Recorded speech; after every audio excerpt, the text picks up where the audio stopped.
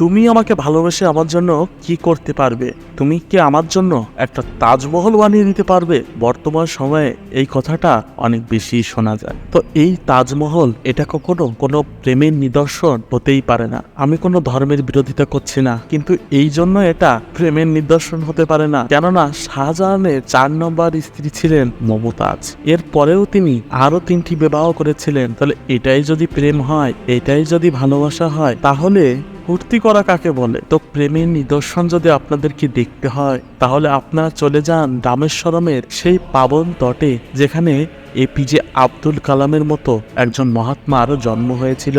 সেখানে গিয়ে আপনি ওই রাম সেতু দর্শন করবেন, যেখানে একজন পতি তার পত্নীকে ফিরে পাওয়ার জন্য 100 যোজন লম্বা সেই সমুদ্রের উপর ভাসমান সেতু নির্মাণ করেছিলেন। তো এই রাম সেতু থেকে বড় কোনো প্রেমের নিদর্শনই হতেই পারে না।